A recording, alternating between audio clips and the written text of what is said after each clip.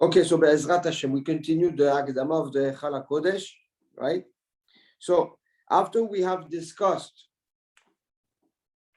the constellation of the Olam HaAtzilut with all the Sefirot and the names of Hashem in each Sefirah, and we explained how all this Shefa, all this Bracha comes down into a vessel that is called Malchut, that is called the Shekhinah. Then the Gilgul, the Ishtalshelut, the continuation of the creation comes with what is called the Olam HaMalachim.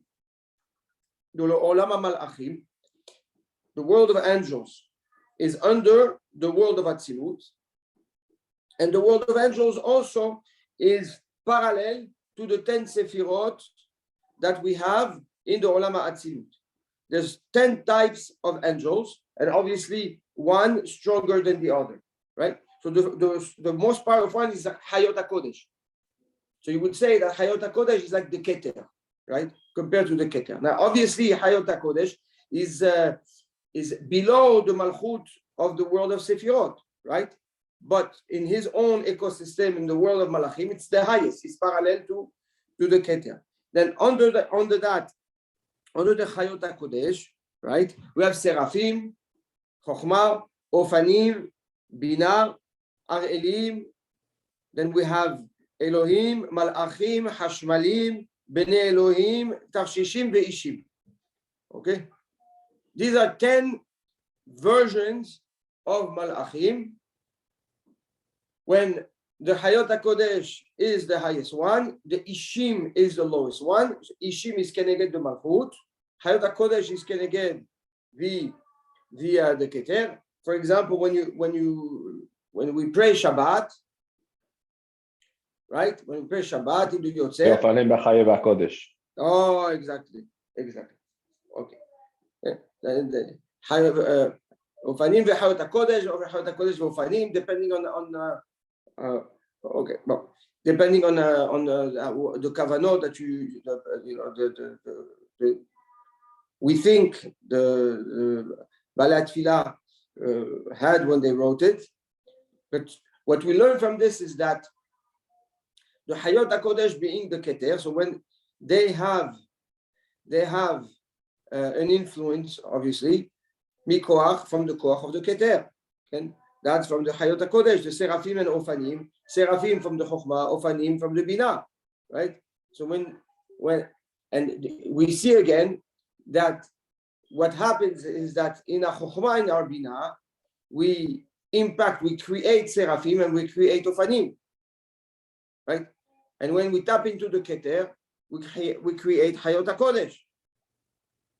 The last one is the Ishim. There's the Malchut. The Malchut is the Ishim are the one. Why is the last one? Because it's the type of Malachim that will come to this world and enter the world in a form of a body, right? Like we saw, for example, the Malachim that came to Avraham Avinu, right? 3 Malachim.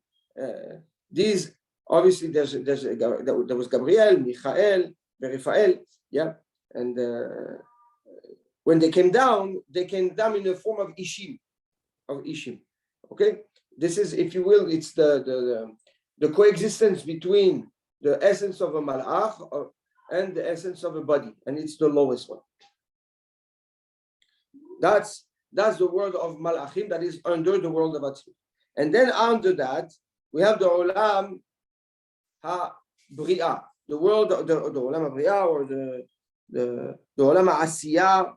The Olam HaTachton, like it's called, the Olam HaTachton, the lower world. The lower world is made of what? Again, parallel to the 10 Sefirot that shower the light on the 10 types of Malachim. It showers the light into what we call the Aser Galgalim, the 10 asters. There are 10 asters. 10 asters. The first one is called Galgal Elyon Halak, the upper slick Galgal. That's different. Under that, you have Galgal Mazalot, the 12 constellation of the Mazalot. Under that, you have Shabtai. Under Shabtai, you have Tzedek. Under Tzedek, you have Ma'adim. Under Ma'adim, you have Hama. You have the sun. Under the sun, you have Noga. Under the Noga, you have Kochav. Under Kochav, you have Levana. Under Levana, that's 9, right? 9. Then what you have under Levana? You have Dan Sfirot. You have the earth. The earth is going to get Malchut. The earth is like the Malchut, which is receiving from all this, right? So that's why in the earth you have Ishim, Anashim, Ish, Anashim, right? It's that's where we live. So this is again, and all these ishtalshelut happened until man was created. Ve'amar le'olamu dai. HaKadosh Baruch Hu said dai. He finished. And that's how did he stop the Bria with his name Shagai. She'amar le'olamu dai. Shagai.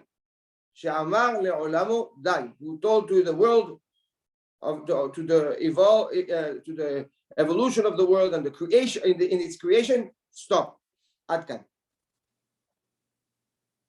Good. Very good. But Shaddai is not a name that it's not good. Yeah, it's good. It's good. The one that makes usado. Yeah, ודאי, שומר, ודאי. He was thinking of Shin Dalet Yud Yud Mem. Yes. No, that's also that's yes. We spoke about it in the fundamentals of Emunah, right? Yes. If you take out the Yud of Shaddai, then you will go back to Shin Dalet, which is a bad name, right? Okay. Okay. Which is the dark side of Shaddai. So again, same thing. So when we tap into, for example, the Mazalot, we tap into the Chokhmah, right? Because it's the second Galgal. The second Galgal after the Keter, we have Galgal Mazalot.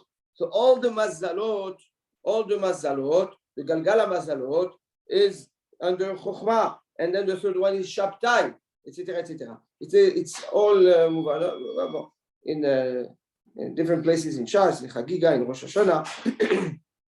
B'chol ofan. What we see from here is that HaKadosh Baruch Hu created through one breath, right? 3 orot that created 3 worlds, each of them with 10 constellations. Right? So we're good? Okay. All right. So we have 3 worlds, 10 constellations, that's 30, with the 3 orot, that's 3. That's Gal Einai ve'abita niflaot mitoratecha. Gal is revealed to me, and I open my, revealed to my eyes, Gal Einai ve'abita niflaot mitoratecha, so I can see the niflaot, the amazing of your Torah and your creation, right? Gal is 33 that are basically covering the 3 times 10 constellation of each world with the 3 orot coming out of the mouth of HaKadosh Baruch Hu. And if you're trying to understand the Hevel Pivid Barach, if you want to get to the pay of HaKadosh Baruch Hu, and you want to add an extra one to get to the pay, which makes it Dal Mehacha. Dal is get away from here. That's your stop, the hard stop. From there you cannot touch. Right? That Dal. And we are, that also comes around, we are weak, we are poor, we are somebody that is Dal is somebody that's missing everything. Right? There we're missing everything. We don't have the ability to even get to that. How beautiful. So, I'm trying to, okay.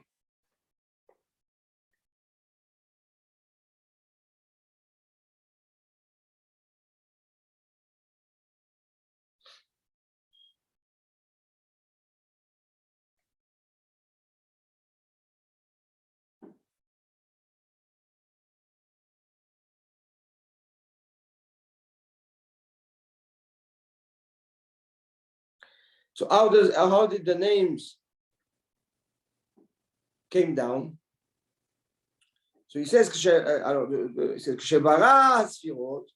Shem Sod Sefirot HaMerkava, right? Every time HaKadosh Baruch Hu created a Sefirah, right? He brought his kavod down. And we said, what is the kavod of a person? Right? It's his name. We spoke about it. Kavod היחיד הכמון לתוכן, ונקרא שמו י' כו' כ', המונאי. בגין דשתמודען בדמות דילי. And that's how he started showing of himself through his certain names, a behavior that he decided that he wants to interact with in the world. So he started where? So he started with Yud Kevav Ke, and then he used the word Kel, Elokim, Shagai Tzvaot, Ekye, ואיש למודענה בכל מידה ומידה, איך יתנהג עלמא בחסד ובדינה, כבחום עובדון דבני נשא. He said, why did he do that? Just so that we understand how HaKadosh Baruch Hu deals with us, okay, in this world, how he interacts himself, how he interacts with us. The same way we interact with people. דהי לא תיפשט נאורה על כל בניין, איך ישתמודען לה, ואיך יתקיים מלוא כל הארץ כבודו, ואי למען דשב אלה בשום מידה, ואפילו מאילן מידות דילה, כל שכן לבני אדם, אשר בעפר יסודם. He says, that's all this is the Zohar HaKadosh. He brings the Zohar HaKadosh. The Zohar says in Parashat Bo El Paro, the Zohar basically goes and explains what we spoke about and how HaKadosh Baruch Hu used names for us to refer to his interaction in a similar way we interact with people. Because if HaKadosh Baruch Hu did not reveal that, we wouldn't be able to understand what he wants from us. So he emulated our behavior with people in order to understand how he interacts with us. But Chalila v'chas to think that this is HaKadosh Baruch Hu. No. This is just a version of the interaction HaKadosh Baruch Hu chose with humanity. Okay? Like at the end of Shar Aleph, of Sha'arei Orah, not really the end of Sha'ar Aleph, at the end of the Akdama of Sha'ar Aleph, in Sha'arei Orah, he gives a good example. What's the example? He says the example is like you write Reuven ben Yaakov, you write it, or you call Reuven ben Yaakov. Does that writing or that name that you say reflect the everything about the person? No, it's a name, right? It's a point of reference. The same thing says the Sha'arei Orah when you talk about the midot of HaKadosh Baruch Hu, right? Like we say, Yud Gimel Midot HaRachamim. Why do we call them midot? Because really it's Shemot, it's the names of HaKadosh Baruch Hu. Kel, Rahum, Hanun, all these are names, right? But because we cannot understand the true depth of the names of HaKadosh Baruch Hu, so we Chachamim call it midot. Midot is a value, right? Is a measure. You'd give it, we call the names of HaKadosh Baruch Hu midot because it's measured based on what we understand, not on the actual name. The name does not have limits, right? Klape HaKadosh Baruch Hu, in reflect to Hashem, Hashem is Ein Sofi, right? He's limitless, right? So he's going to use a name of a behavior, but to us, the way we relate to that name, we related to that name with midot, with measures. And what are those measures? The way we understand what chesed is, right? What's chesed for me might not be chesed for you, or maybe it will be super chesed, or it's pashut, but that's not chesed. That's every day I do that. It's like it's part of my breakfast, seder. Same thing with limud Torah. The same thing with Torah, right? Or the Rahmanut, or all this. We call it midot because it depends on how we understand the value of that name. That's how we relate to the value of that name. But that's midot. In reality, it's shemot. In reality, it represents a trait or a behavior that is limitless to HaKadosh Baruch Hu. So on one hand, we have the Shem, okay? That's only, again, a point of reference. We never actually get into the Mitziut of HaKadosh Baruch Hu, to the essence of Hashem. Never, never, never. Doesn't matter what we say, never. Chas v'shalom. It's impossible. Impossible. Yeah. All we are doing is a point of reference.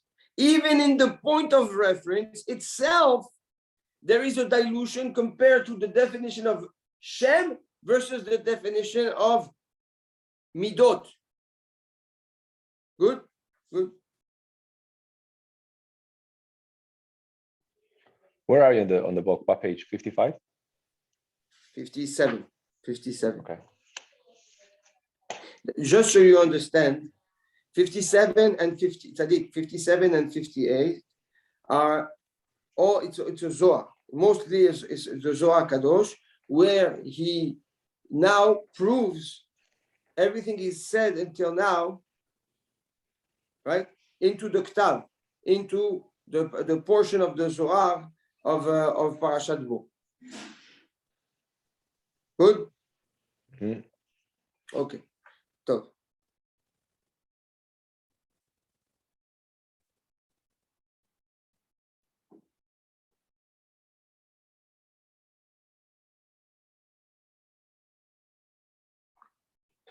now we jump to the 59, page 59. On top, as you see, we just proved based on the Zohar. We don't need to go into the details of the Zohar. I just gave you a very 1 minute synopsis of what the Zohar basically is teaching us, which is the introduction of the Heikhal HaKodesh. We see that what he says. Everything I told you is black and white in the Zohar. שהיחיד הקדמון יתברך נתן כוח העליונים בתחנונים ועל ידי התחנונים השתלמו העליונים. He says, because the Zohar says אמר רבי שמעון וכל שיח השדה טרם יהיה בארץ וכל עשב השדה טרם יבוא האדם. We know that when HaKadosh Baruch Hu created the world במעשה בראשית, right? I think it's פרק ב' פסוק ה' אם אני לא טועה. פרק ב' פסוק ה' of בראשית. Right, Rashi says there that everything was underground until HaKadosh Baruch Hu, until Adam HaRishon came. He prayed, and through the koach hatfilah of Adam HaRishon, everything came out. Everything came out. So what do we see? We see that everything was a potential, everything was ready, and we needed the tefillah of Adam HaRishon for the koach that HaKadosh Baruch Hu brought down to now come to fruition, come to realization. So the chala, we know that the man is Adam, is called the chalato shel olam. Right? Is the chala, is the bechir haolam. The version of man is the most purest version of the physical creation. So within the 10th galgal of the last world, there is the worst of it. The worst of it is the domem, is the rock, right? That's the worst of it. And then HaKadosh Baruch Hu created what is called the Adam, and the Adam is outside of that creation, right? Because we see man was created last, right? If in the order of the creation, the Keter comes first, and then the Chokhmah, then the Bina, etc. Right? As the Orot come down. Same thing with the Malachim, Heikhal HaKodesh, Ofanim, Sarafim, right? Same thing with the Galgalim. First the Galgal Elyon, then we have the Mazalot. Okay, so we see that there is a Ishtal Shelut, as it goes from top to bottom. Right? So if in the earth, in the top to bottom of the earth, what was the last thing created? Was man. Sof Maaseh v'machashavat techila. The Sof Maaseh, the last action, right? The last creation was Sof Maaseh v'machashavat techila. Was the purpose of all the creation. So Adam, right. What? Right. They say the same thing about Shabbat, that the whole every 6 days was created for Shabbat. Exactly. In the Zman is the same thing. In the Zman is the same. So Sof Ma'aseh b'machashava techila. So although man is the last of creation, right? But he's outside of the seder of the order of creation. Because if he was part of the order of creation, then he is the most refined creation, then he should be the first one created on earth, not the last one. So Sof Ma'aseh b'machashava techila, the last creation, that is the purpose of creation, is never part of the seder of the organizational blueprint of creation. It's at the end. So Adam is stepped out of the seder of the creation, and that's what gives Adam the ability to now take advantage and impact creation, because he's not under the seder of the organization, right? The program of the creation. He's outside of it in order to control it. Good? Very important to understand that. Very, very important to understand that. Now, how does Adam do that?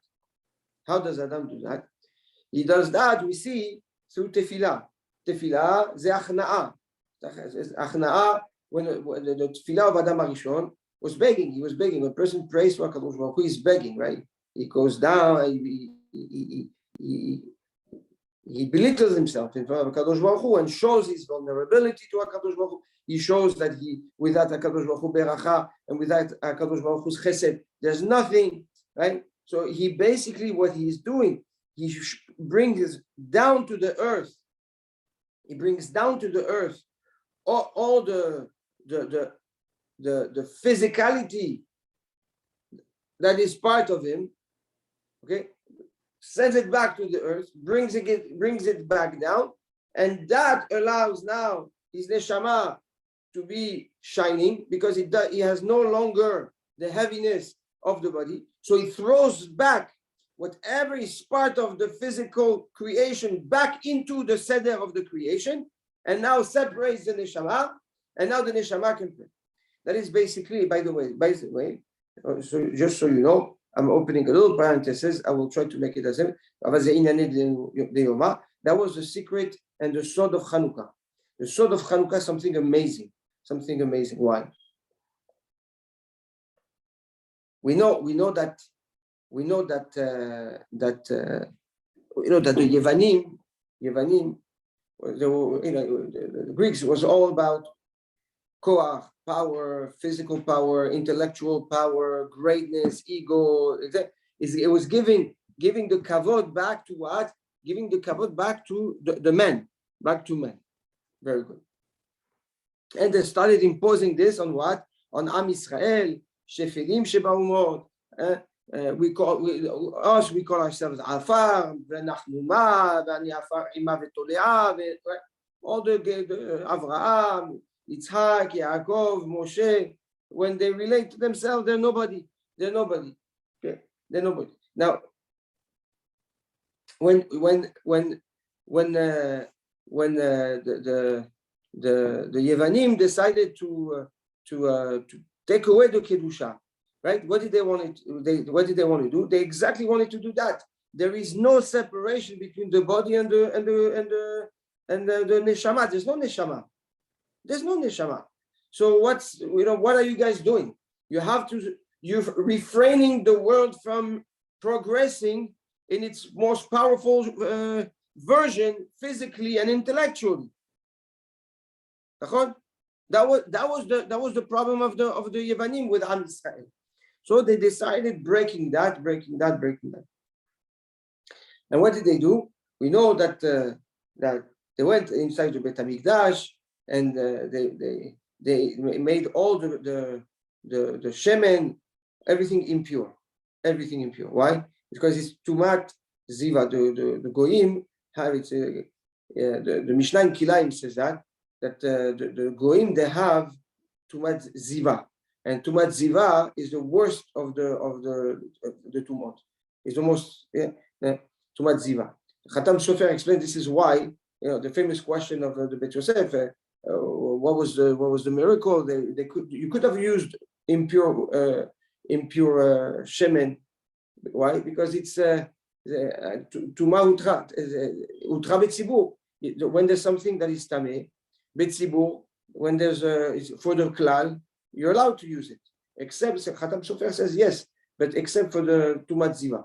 The tumat ziva, the impurity of the zav, and the zav. You have to understand that today there's no really zavim. At the time, the zav is that the man would lose water just like the woman loses blood, and that would make him zav. That's the zav. At the time they had that ziva, and that the goyim they have the tumat ziva. That tumat ziva is afilu be'eset. If you eset is if you go over it or you there's any type of connection, even going over it and not touching it, it becomes tummy. So all everything was impure. So what was the miracle of Chanukah? So the Tosfot says in Masechet Nida Daf Lamed Dalet that there was a pach shemen that was inside the karka, that was buried inside the karka. That was who made a miracle. That so no Yava, no Greek saw it. Nobody touched it, and that was the nest. So what do we see? The miracle of the pach shemen came from what? Because it was buried in the earth. It was buried. That's the anava of Am Yisrael. That's the shvelut of Am Yisrael. We're buried in the earth, right? We belong inside it. We don't look at what's on top of the earth. We focus on what's inside of the earth. Just like the Adam HaRishon, he focused on what's inside of the earth and brought out the potential on top of the earth. Also, you know that there's, you know what's avracha? Le'avrich, what is le'avrich? Le'avrich is when you want to clone a tree. So you take a leaf, you take a branch, okay? You put it, you make a hole. You put it inside the earth. You recover it with dirt, and now another tree is going to come out. That's called havracha. Havracha milashon beracha. Beracha. The beracha comes when you're inside the earth, when you're shafel, when you're anav. So now let's think. So the shemen was saved because it was inside the earth. The shemen is made from what? From olives that grew from what? Essentially from the bracha of Adam HaRishon that was also inside the earth. So all the nes of Chanukah, all the nisim and niflaot, they come from what? They come from the one that knows that knows he belongs inside the earth. That he detaches all the physicality that's in him, throws it in the earth, throws it back into the seder of the Bria in order to detach his neshama. That is the koach. Give you 1 minute there. That's the koach of Am Yisrael, and this is how we can bring the shefa to the world. Okay, because if you belong to the earth, and you focus on the earth and on the body, and you follow the idea of the Yevanim, then there's there's no man that can control all this, because you're part of the seder. And if you're part of the seder, then you shouldn't be the last in creation. And if you are, then you're a nobody, right? Because that's the lowest of the lowest. That's why men destroy. They destroy because the second, like the Maharal says, if a person does not identify himself through his neshama, then he's worse than a rock, right? Because he destroys everything, and that's what we see, man. That's why man is so dangerous. He can build or destroy. So, okay. So this just quickly, the story of just quickly that the oil was found underneath the earth. That's a midrash, or what is that? That's Tosfot in Masechet Nida Lamed Dalet. You hear me? You disconnect the thing. Huh? Hello?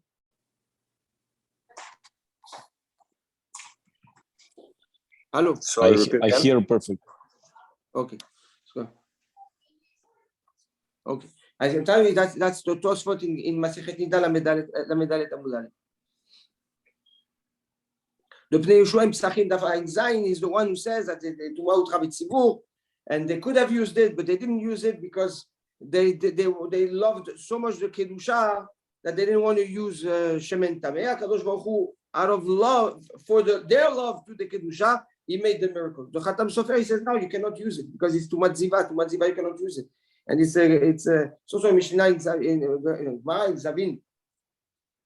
Mishnah in Zavin, Dav Gimel Amud Aleph, that says that the Zavim metameim beheset. Anyway, so going back to what we said. So the Tosfot said, okay, so how did where did they found this shemen if there's a tumat eset and everything that is close to the goy becomes tameh? The answer is because it was mutach b'karka. It was inside the earth, and because it was inside the earth, it was protected. So we see that the earth was the reason for the nest. So that I understand my question. I understand. My question was the story of the inside of the earth was written where in a Masechet? I told you it's Tosfot, Masechet Nida, Daf Lamed Dalet Amud Aleph. Okay. Now the Sheiltot says something even the Sheiltot Od Kavav says something also Davar Nifla. The Sheiltot says that there was the Pach Shemen that they found, right, was not even good for one day. And it's a miracle that it lasted one day. So what do you see that according to the Sheiltot? So no, you have the Pach Shemen, you have the little bottle of shemen that is inside the karka. The shemen comes from the olive. The shemen itself does not have enough for one day. So even the shemen itself was done. Even the shemen itself was missing, right? It was weak. It didn't have the power to light for one day. And that comes from what? From an olive tree that cannot grow without the beracha of Adam HaRishon. That had to understand that the potential is inside the karka. This is the koach of anava. This is also why Moshe Rabbeinu, the Zohar in Parashat Mishpatim says that Moshe Rabbeinu, when he killed, when he saw the Mitzri, he killed the Mitzri, and he killed also the Nahash.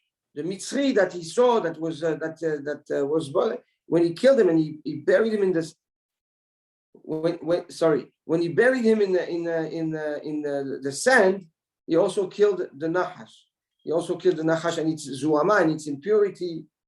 The Tikkun HaZohar, not the Zohar. The Tikkun HaZohar, the Tikkun Yudchet and Tikkun Yudbet both say that HaKadosh Baruch Hu showed Moshe Rabbeinu. First of all, in Tikkun Yudchet, it says that Moshe Rabbeinu was talking to HaKadosh Baruch Hu at all time and was hearing, and Hashem was listening to him at all time.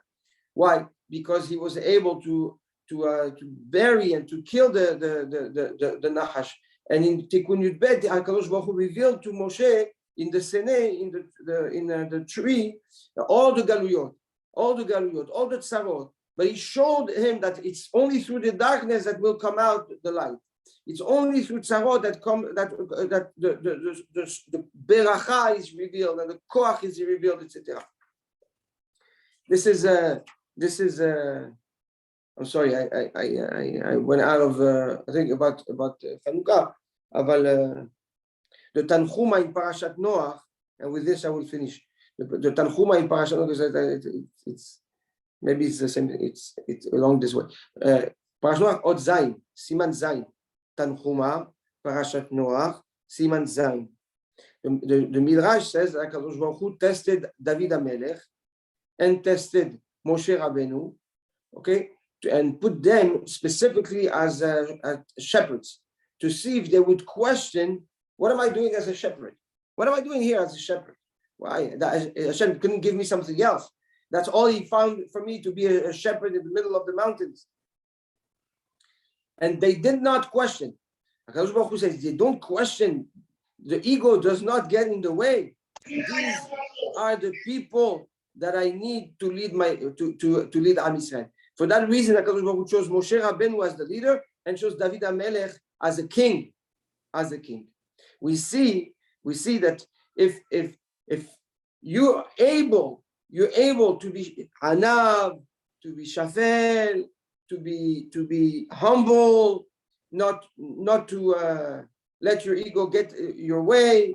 Yeah, even if it's difficult, but what you're doing essentially is that you separate your physicality from your neshama, and now your neshama through your tefillah can have an impact that is not only on you, but you bring out all the beracha.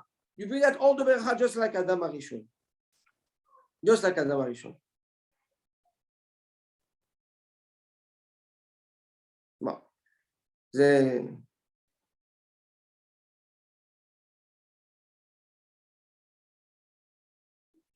I'm sorry, I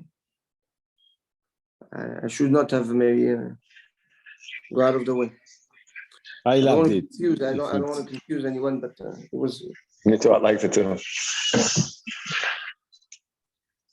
So we need maybe Musar stop here. too. We need Musar too. Yeah, maybe we stop here. It's already late. But okay, we just so we'll go back to the technicalities. So we page 59. And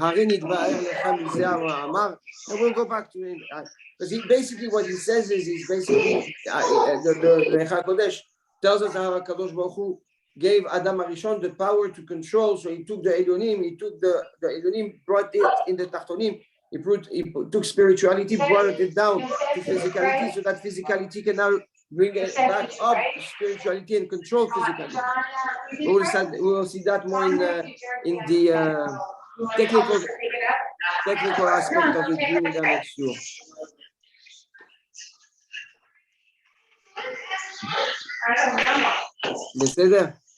Beseder. The best for the end, they say, no?